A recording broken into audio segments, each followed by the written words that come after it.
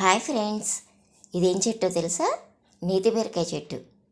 ఈ చెట్టు కోసం 2 సంవత్సరాల నుంచి ఎదురు చూస్తున్నాను.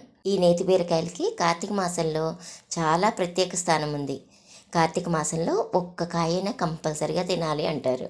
ఈ కాయల కోసం 2 సంవత్సరాల నుంచి ఎదురు చూస్తుంటే ఈ సంవత్సరం చక్కగా ఎదిగింది ఈ చెట్టు. చూసారా ఎంత హైట్ పాకేసిందో? వేప చెట్టు పైకి పాకేసింది. ఈ కాయలు భలే రుచిగా ఉంటాయి. ఈ కాయలతో పప్పుకు చేసుకోవచ్చు, పచ్చడి కూడా చేసుకోవచ్చు. ఈ కాయలు కోయడానికి చాలా పెద్ద దోతి కావాలి. చూసారా, కాయ కోయగానే ఎంత ఆత్రంగా ఎదురు చూస్తున్నాడో మా అబ్బాయి. అదిగో పట్టుకుని దాంతో ఆటలు కూడా చక్కగా ఆడుతున్నాడు. దానికి ఉన్న కాడని కట్ చేయలేక ఎంత కష్టపడుతున్నాడు చూడండి.